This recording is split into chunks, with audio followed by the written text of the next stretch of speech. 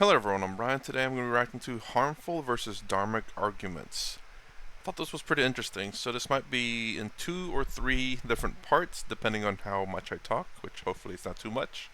Um, so harmful and dharmic arguments. How can there be a harmful arguments unless you're like obviously being mean about just being rude and mean as opposed to stating facts, I suppose. Anyways, let's go and get started. Om Sahana Vavatu Sahano Bhunaktu Sahavidyan Karavavahai Tejasvinavadhitamastu Ma Vidvishavahai. Om Shanti Shanti Shanti. Om. One thing I noticed about this particular, I guess, I don't know if you call it a prayer or chant. I guess prayer perhaps is a chant as well, but it's different between the gurus, I believe. I don't know if any of them are similar. I kind of wish I understood the definition of it or the meaning of it. Although Shanti Shanti seems to be something that's consistent between all of them, though. Always at the end. Always the same word, too. Very nice. Good. Nice to see you all here. Welcome to you. Thank you for coming to make our anniversary celebration such a nice event. Pujas went on very nicely downstairs.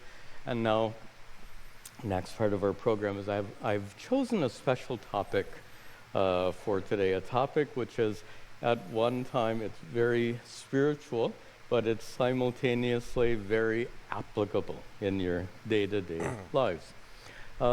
You've heard me speak many times about ahimsa, and you've probably heard me criticize the usual translation of non-violence, because if you don't kill anyone, don't run over anyone with your car, don't punch anyone in the mouth, are you a pious Hindu?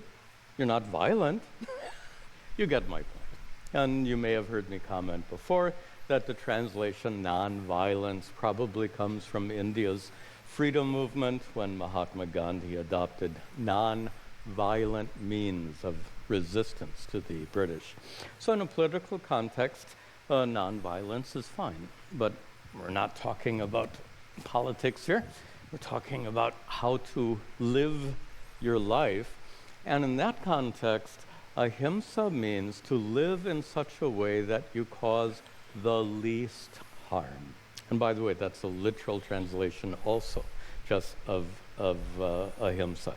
Ahimsa can be translated as non-violence, but it is grammatically correct to translate ahimsa as least harm.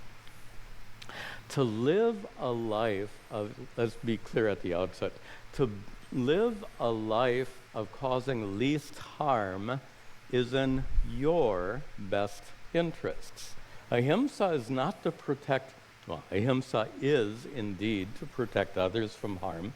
It also protects you from harm, because whenever you get into a state of conflict with someone, some kind of fight, you hurt the other person. What does the other person do? They don't just stand there and let you abuse them, they hurt you back. The metaphor given in some Sanskrit commentaries is that of two wrestlers, these big, powerful guys, and they enter into the wrestling ring and they're fighting with each other. So wrestler A is holding on to wrestler B. Wrestler B is holding on to wrestler A. They're trapped. They are stuck in this confrontation and they can't escape. And the longer they wrestle, the more they both get injured, right? That's how it works. I mean, there may be one a little bit stronger than the other, but it's an important point. Even the winner gets injured. And that's going to be a consistent point through our discussion today. Even the winner does indeed get injured. Okay, but we're not talking about physical harm now, because harm can be done by your limbs. Harm can also be done, and is frequently done, by what you say. And that's what we want to talk about today. The amount of harm that's caused by what we say is often under-recognized. And there's a story this is a story told by many teachers, not just Hindu teachers, Christian teachers, Jewish teachers, Muslim teachers. It's a famous story that really makes a nice point. Real quick, before we get to that, that's very interesting though. About saying how you can cause harm by speech. Um, I guess that's kind of an American, especially with freedom of speech. We have this idea, at least I hope that we do, although it's being attacked, that we have freedom of speech. So that means you can say harmful things to people, and that's your right. Well, yes, and the government can't necessarily do anything about it. Obviously, there are limitations to the freedom of speech. It's not absolute, but a lot of that restriction makes sense. But anyways, so you may be able to say harmful things to other people. Obviously, you can't threaten their lives, but you can say like they're really dumb, or make fun of them or whatever, hurt their feelings in a sense. I guess the whole point I was thinking is like, well, if you yourself are enlightened, then you'd be unaffected by that, regardless of what someone says. Or if you say something that's truthful, but it offends someone, are you still okay by saying it? Like saying someone did something stupid, and you say, hey, look, what you did there was stupid, and they get offended by that. Well, it's true though. What they did was in fact stupid. You're not calling them necessarily stupid, but you told them that you in a sense told them that their actions was stupid. Could you say that? It's true, but they are offended as well. So I guess that's where the issue lies: is the sheer fact that, if the truth will hurt someone's feelings, do you hold it back? I don't believe so. I think the truth is the truth, regardless of what it is. And I do believe it to be, how do I say, I would say that the truth needs to be said, regardless of whether it hurts someone's feelings or not, because it is the truth. And I think that's what, there are people on a particular aisle that wants to limit speech even more by hate speech or harmful speech, meaning that if someone gets offended, then it should be illegal to some degree. So it's not to say that how do I say? I just don't know where that line is for them. Where if it's offensive, whether it should be something that's an arrestable offense or not. I don't know how true this is in the United Kingdom, but I do believe someone was being arrested for saying something harmful, saying something offensive. I believe in social media. Again, I don't know how much of that story is true. I just remember seeing it. So if you want to know more about it, obviously look it up on on the internet. But that's kind of scary. I remember one of the comments saying that 1984 was meant to be a story as a warning, not meant to come true. And as a matter of fact, I did listen to the audiobook of that. Anyways, let's continue. And there was a child, and this preacher, teacher, spiritual leader, asks this child, the child is about 4 years of age, and asks the child, what hurts more, when you fall and skin your knee, or when someone says something bad to you? And the child responded immediately, what hurts more is when someone says something bad. The person asked, why? He says, the child said, because when I fall and skin my knee, mommy can kiss it and make it better. But when somebody hurts my heart, mommy can't fix it. What a nice story. Really makes a powerful point about how what we say can cause such deep harm. Of course, you've all experienced it. You know how it works. And one of the places that these harmful words come up most often is when we get into arguments.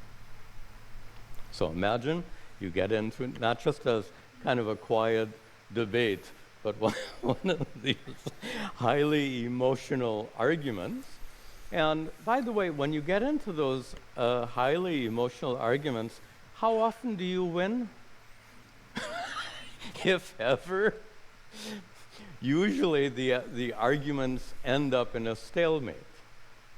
But if they end up in a stalemate, or even if you win the argument, which is not likely, even then, you lose. You both lose, in the sense that both verbal combatants leave the contest bruised, emotionally bruised, frustrated, angry, hurt, even if you win, which you probably don't. Like, usually it's a stalemate. So you argue for an hour with someone, you end up at a stalemate, and how do you feel at the conclusion of that argument? You feel terrible. I suppose medically speaking, it gets your adrenaline going and gets the fight of the fight or flight response. The fight comes. And you've been fighting verbally for an hour. That doesn't just harm our emotions, it harms us physically to have our bodies flooded with that adrenaline and cortisol. Now, here's the irony. You know, when you get into an argument, you don't admit, but the fact is, you probably won't win the argument. You'll emerge at the end of the argument feeling bad, and yet people love to argue. That's amazing. There are these very basic ironies in life. This is one of them. A good example of this is two 4-year-old boys in a sandbox. And one thing we know about children is their feelings are very easily hurt. Yet these two boys in the sandbox, one hits one with a plastic shovel, then the other one hits back. Then the first one hits, then the second one hits back, and this goes on and on, in spite of the fact that children's emotions are so easily hurt. They're pretty mean to each other. Is that not so? You know better than me. Most of you have raised children. I haven't, but I guess we all have the experience of being a child. Anyway, my point here is the irony of the fact that we know arguing is harmful. Harmful to others, and importantly, harmful to ourselves. I will say there are some people, like you were saying, that love arguments, but at the same time, they always feel good about the argument because they did win. I think these people tend to be self-centered. So they think they know, and they think they know, and they think they are always right. So in an argument, regardless of what happens, they think they know it. They think they're always right, so therefore they're going to win no matter what. And at the end of that argument, they're going to be feeling proud of themselves. But I think those people tend to be selfish and usually are always wrong. And it's ironic that we go on arguing. One more point about harmful to ourselves. Do you ever have a problem meditating? Probably. Imagine yourself having an argument and then later in that day trying to meditate. How would that go? What would you be meditating on? On the argument. Oh, I should have said this. Oh, why did he say that? You know, that's not there's a bad joke about that. That's not meditation, that is meditation. How's that? Because you're mad. Anyway. So let's come now to the irony that we love to argue in spite of the fact that arguing is himsa to the other and to you. Yet we love to argue more than anything else about two famous topics. What are the two topics that everyone loves to argue about? Politics? Politics and religion. Good, we're all on the same page. So let's talk about these two and a few others. The harm caused through such arguments. First of all, political arguments. It's no surprise that politicians argue with each other. Unfortunately, those political arguments usually involve two really nasty features. One is misinformation, today called disinformation, which is intentional misrepresentation of facts. The second and equally harmful thing that goes on in most political arguments is personal attacks. Disinformation plus personal attack plus two politicians. We've experienced too much of it. But there's a further problem, and a problem that affects you and I very directly, and that is these political arguments are mainstream. They're in the media every day. So look at this. When some people are going to be upset when I say this, but I have to say it. When the President of the United States uses misinformation and personal attacks in their discourse, this is recorded in media, we're all exposed to it, that leads to something sociologists call normalization. So yes, misinformation, and what was that? Personal attacks. Very much true. I mean, I know that was being quite popular in 2020 and more until current times. And this is something that is kind of strange. Again, on the political aisle, you have people, if you give them an argument and they can't think of any kind of answer, they'll just do personal attacks.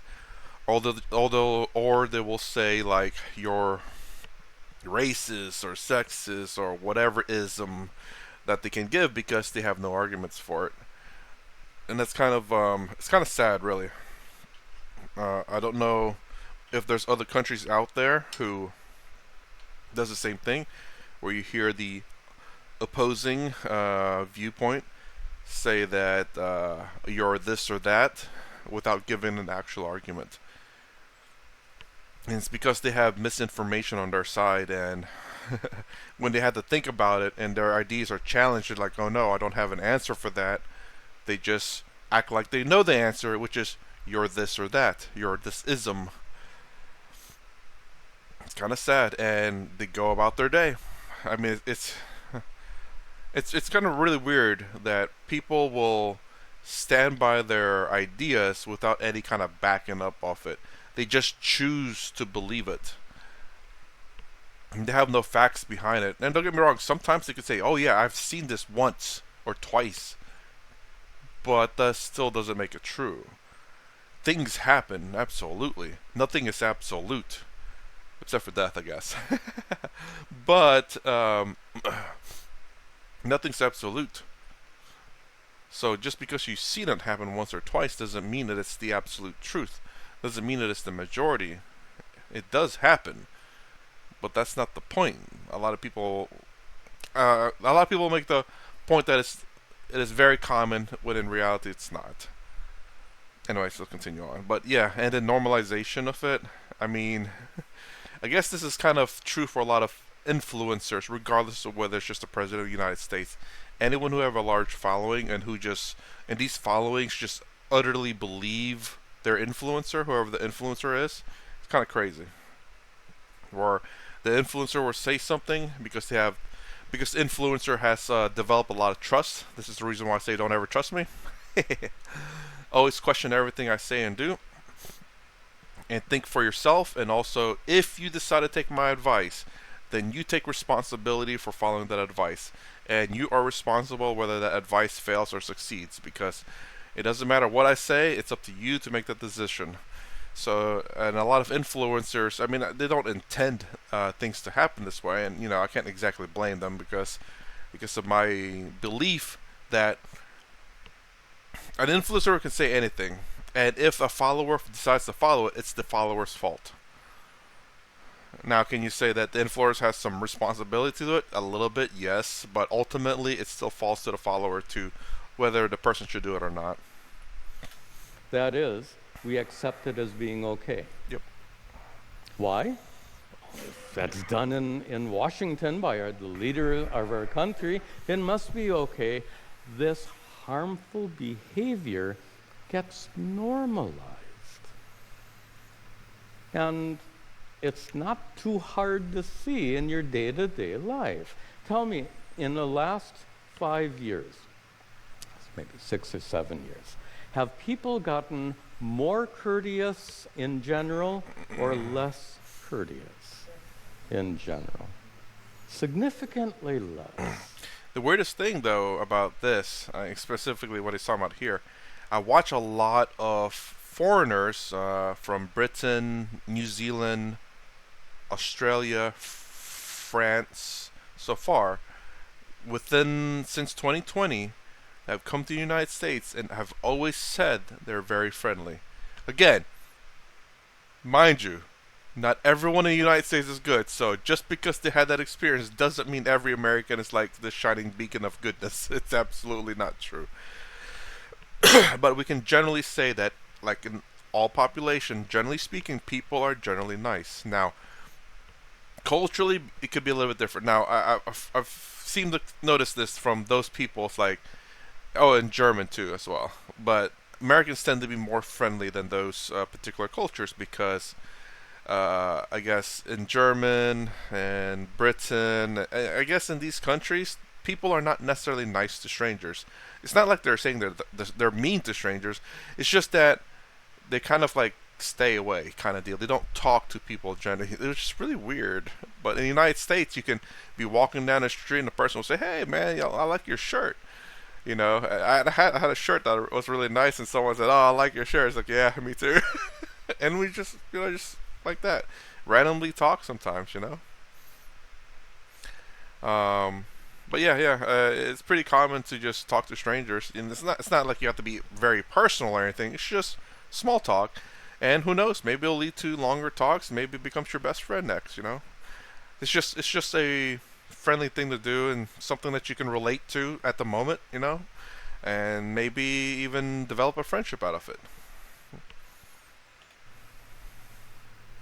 That is in part due to the normalization of this bad behavior. And I don't mean to criticize any particular political leader, but what I've just shared with you, I think, is quite accurate. Harmful. So a good example of how argument causes harm, and in this case, really broad-based harm. Let me give another example that... Real quick, again, not just president, anyone with influential power for sure. That's a little closer to home, not necessarily in Washington. Some of you, unfortunately, have gone through the painful experience of being in a courtroom for a divorce proceeding or some kind of lawsuit, some kind of financial suit, whatever it might be. And that's another good example of even when you win, you lose. First of all, do you win the case, whether it's divorce or financial, whatever it is, 50-50. You might win, you might lose. It depends on all the details of the situation. But I'd like to suggest something a little different here. I would say even when you win, you lose. Because how long does that court case draw out? It Oh, lasts for months, maybe sometimes years. And during those months and years that the court case is going on, how does it make you feel? You feel anxious, you feel irritated, you feel whatever. And then you have to talk to your attorney now and then, you have to give a deposition and all of this stuff. It's not fun, right? And this is my point. Even if you win, you have to go through those months or years of dealing with all of this nonsense. A joke that's often made is the only person who wins, the only people who win in the courtroom are the attorneys. Win or lose, they get paid very well. They win, you lose. And if you find yourself in such a situation, maybe mediation is something to be considered to avoid all of that. Anyway, let's give even a more relevant example. Not in Washington, not in a courtroom. How about in your living room? That's pretty close to home. Suppose you're in your living room with your grown son or daughter. They're in their 20s, and they announce to you that they want to marry a certain person that's not on your list. You know, and by the way, everyone has a different list, and whatever your list is, talking to the parents, I respect it. But here's the problem. If your list is too detailed, you know, the person has to have this kind of profession, this kind of, from this part of India, speaking this kind of language, etc., Hindu, of course, and all of these things. And if any of these are not ticked off on your list, then what happens between you and your grown child? Argument. Not surprising, and some of you have gone through that. It's sad. I've seen families torn apart. You probably know that as well by these arguments. But we're missing something so obvious here. If your son or daughter loves that person, tell me, can your argument change who they love? Absurd, right? For example, what could make you stop loving your spouse or stop loving your children? Can you change? spouse is one thing, children is another. Can there be something that makes you stop loving your spouse? I think so. I think you can also make an argument for you can make your son or daughter stop loving the person that they love. I think it's fairly easy to do that. Again, of course, depends on the person that they love and their actions. Obviously, if your spouse or the person that your daughter or son loves is cheating on you and will not give that up, I think that might be a very good reason not to love that person anymore. You can care for that person because obviously you, well, at least with your spouse, maybe you have a child with them. But to love them is a bit of a different story.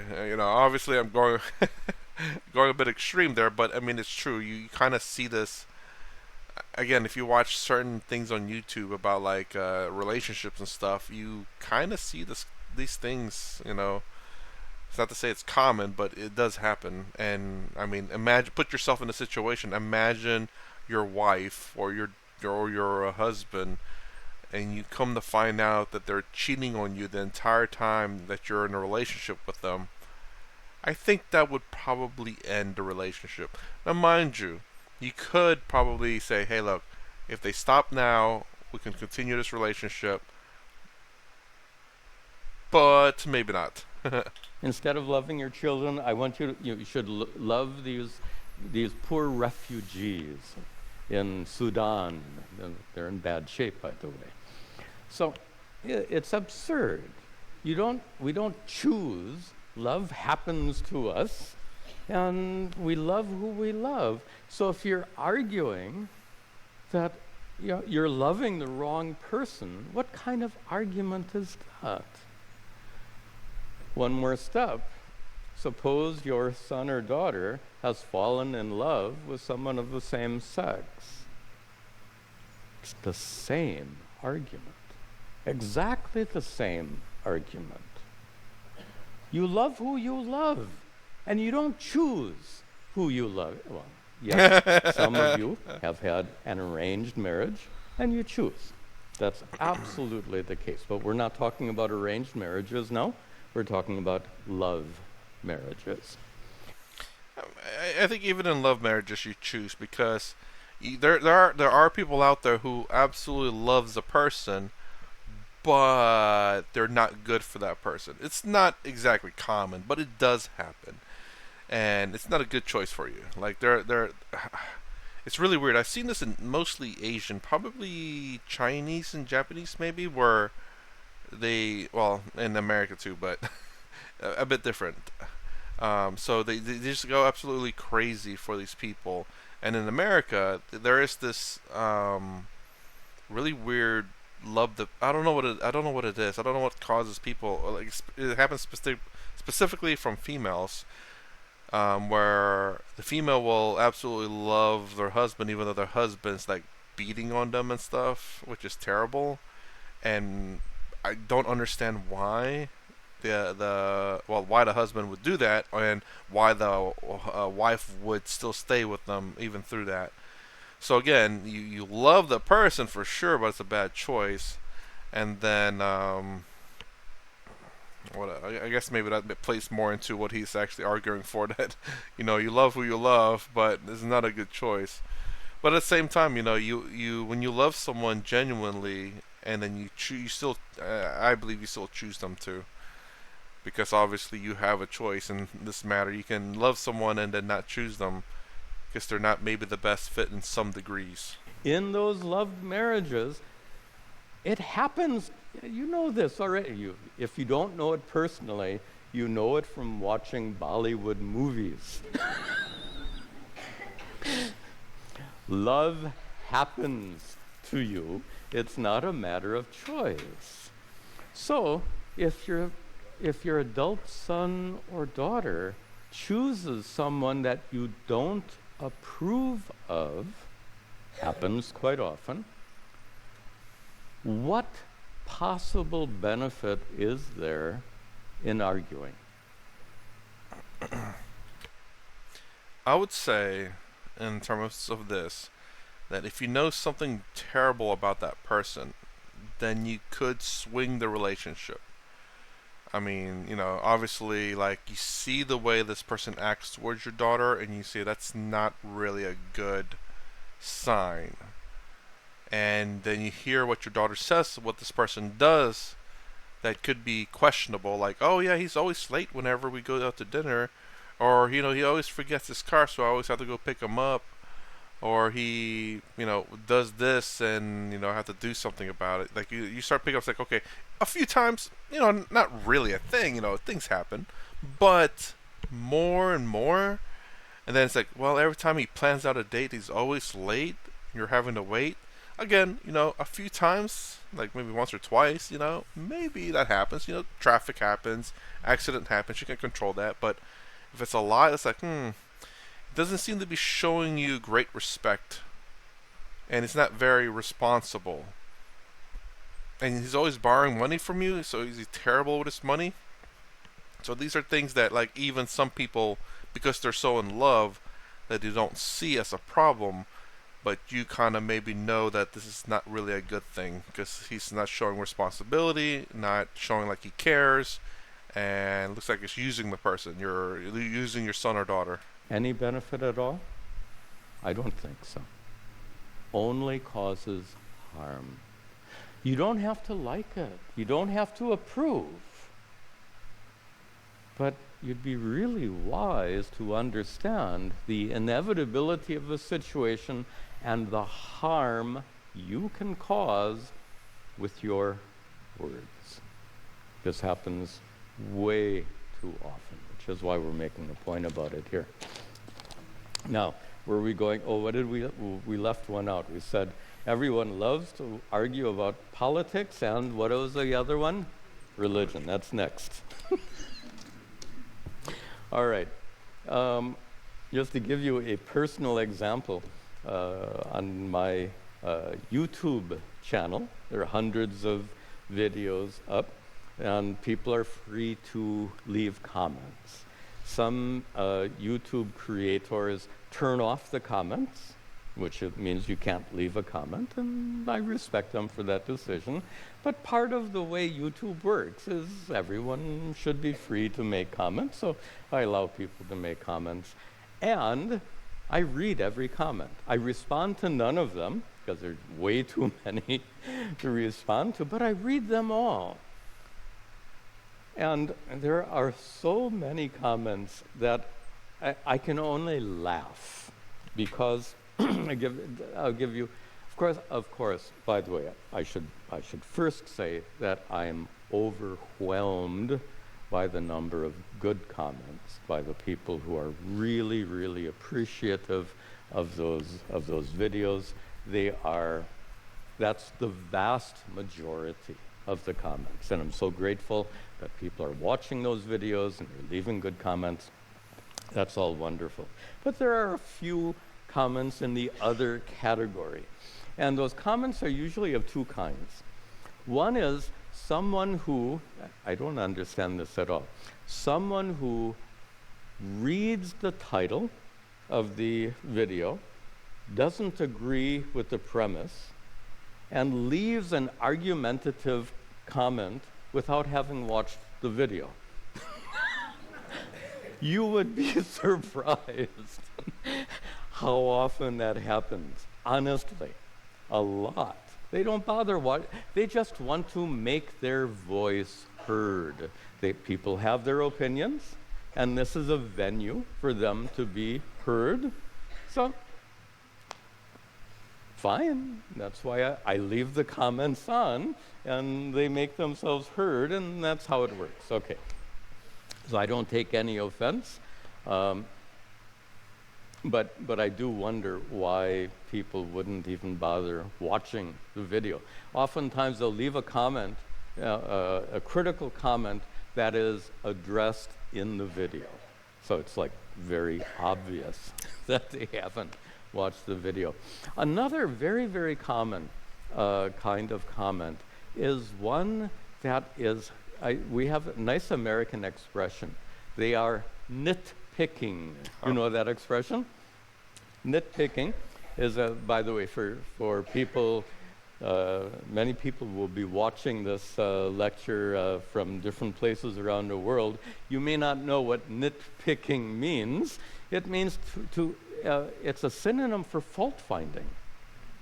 You go looking for what's wrong. Now, here's the issue. In any situation, you can find something wrong. Nothing is perfect. Look around here and you say, oh, that's not right. Look, that picture is crooked and there's some stain on the floor, and you go around looking at what's wrong. Yet, this is a beautiful lecture hall, but if you pay attention only to what's wrong, you get a really skewed view of what you're experiencing. And that's true for many viewers who watch my videos, not just my videos, and they listen to find things to argue with. This is very peculiar. Thank you. Let me give you an example. This is interesting. In early 1990s, before I was a sannyasi, I was already teaching Vedanta. I had weekly classes near our ashram in Pennsylvania. Every Tuesday, I'd go to Bethlehem Public Library and give a lecture. Every Thursday, I would go to the East Stroudsburg University. So this is my routine for many years, even before I took sannyasa. And I noticed in those days that there, and by the way, in those days I would have question and answer after the session. Usually the students were fewer, so 20, 30, 40 students. You can manage questions for that number of people. So at the end there'd be a question answer session. But I noticed in most of those classes, in the back row, they were all chairs. In the back row, there would be a line of men, no women, a line of men, all of whom had their arms folded like this. By the way, if you're sitting in the back row with your arms folded, I'm not talking about you. No reference to our present audience. I'm talking about Pennsylvania in 1990. All right, not now. So they'd be sitting there in the back row like this. And as soon as the lecture was over, as soon as I invited a question, they were all ready to challenge me. Okay. Now, during the lecture, sitting like this, were they listening to understand what I was saying, or were they listening for the sake of finding things to argue with? It's obvious. And that kind of represents some of the people who leave comments on my YouTube videos. They watch the video not for the sake of gaining wisdom, getting some tips on living your life of spiritual growth, understanding the profound teachings of Advaita Vedanta more clearly. They're not listening to that. What are they listening to? Any tiny mistake I might make. And I make plenty. I do. I think anyone who teaches, you make mistakes. You know, it's in a recent. I really got nailed by. I'll just share this with you briefly. In a recent Upadesha Sahasri class, I gave a brief overview of Buddhism. So 10 minutes. 10 minutes, very, very superficial. And then somebody, a scholar of Buddhism, watches only those 10 minutes and proceeds to give a long list of items that they found wrong from a scholarly perspective. I went through that list. Some of their arguments were absolutely correct. I make mistakes. Some of the arguments were not correct. They misunderstood what I was saying. Point is, I make mistakes. Everyone makes mistakes. So when you're listening to a teacher, should you listen waiting for the mistakes? I would say, in this term, too, again, I was going to add to that. It's like, well, in 10 minutes, you can't give the entire history of Buddhism or any kind of philosophy or way of life. You kind of have to summarize a lot of it. And you have to kind of summarize it in such a way that a person who knows nothing about it will understand. So it's going to be a lot of slightly, I don't know if slightly misrepresentation would be a good thing to do. It's kind of like Advaita Vedanta. It's about what is it? Non-duality. But yet in Advaita Vedanta they teach duality. So that's a contradiction to Advaita Vedanta. But it's a methodology of teaching it to help you understand duality versus non-duality. So, and maybe in some sense you may have to kind of, I wouldn't say misrepresent it, but you have to speak in such a way that makes it easier to understand. And this is something that I struggle with. It's like, why do they teach duality in a non-duality course? It just confuses people. But as I watch more examples of duality, I start to understand a little bit. There are some things that I saw when duality was explained that I was like, oh, I see. It makes a little bit of sense. There's a few, not all, not everything in duality was like, this is unnecessary. I didn't really need to know this. But then there are some in terms of the duality teaching that's like, oh, I get it now. So it's always honestly best to always listen. That's why I don't how to say it. I watch how so whenever they explain karma, for example, I try to watch every swami and guru teach about karma, because sometimes they explain it a little bit differently. Sometimes I understand this guru, sometimes don't quite understand that one, and sometimes they explain different basic things that some of them skip and the other one does pick up on. So you should be listening for sure, and making sure that you listen for things that are in conflict with what you heard or what you know.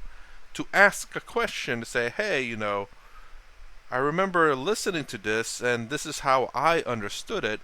Am I wrong or are you wrong in this teaching?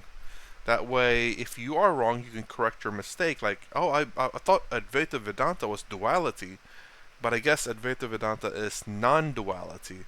So, I've heard this duality. Am I wrong on this? Kind of like that. What's the point? The point is, whoever is teaching is trying to convey something of value to you. If you are listening with that hypercritical mind, you won't receive that value. Okay, and that is the difference there too, mind you. So my perspective is just genuine, true intent of really genuinely wanting to learn, as opposed to the person that he's talking about, where they're there just to see if you make a mistake. They will point that out. That's the only thing they care about, is whether you make a mistake, not whether you got anything from it. They want to see you make a mistake, and they're gonna try to correct you on it. Other than that, they'll learn nothing else.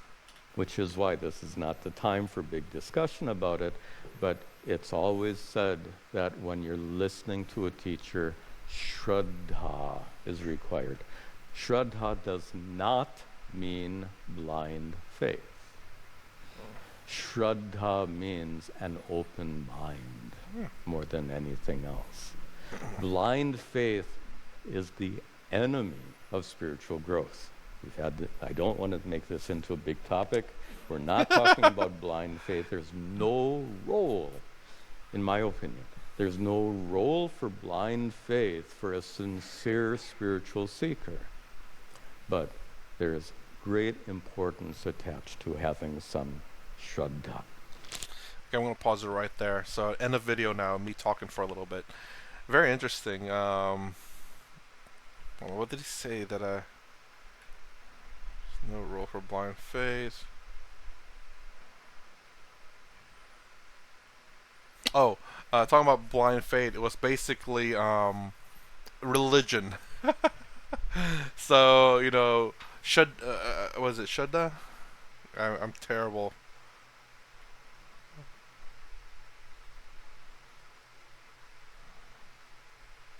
Anyway, listen to teacher shred requires.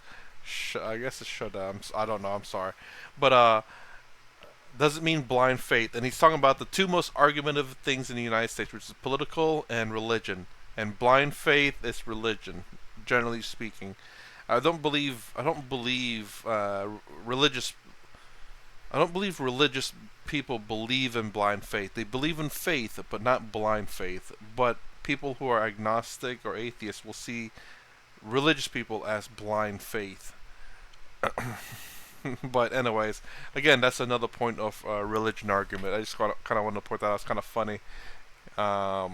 Blind faith, which is usually associated with religion, and then religion being one of the two topics that are very much controversial in the United States.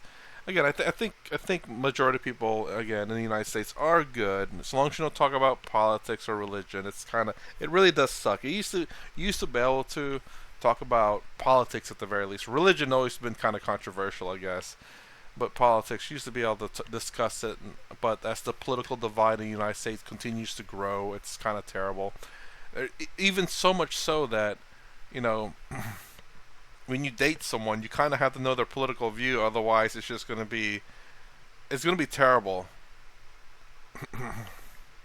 because you don't want to date someone and all of a sudden come to find out that they're the complete opposite political point of view than you, and then you're just not going to agree upon anything. And like you said, politics is one of the big ones, and it's just going to be terrible because people tend politics has almost become like a religion where they won't change their point of view, where they're really rock solid into their own beliefs, that they're not willing to be open minded about the opposite of it being potentially true. So like the left will always be on the left and the right will always be on the right. Not I guess far left will generally be speaking always on the left, and the far right generally speaking will always be on the right. And they're not willing to listen to the opposite point of view, much like the most religious of people will not be willing to listen to, like, things that questions their fate, in a sense, much like, I guess, the left or right, where the extremes of those are not willing to listen, which will question their faith or politics. Anyways, that's my reaction for harmful and dharmic arguments, or at least for part one. So this is going to be a two-parter, hopefully. Doing good so far.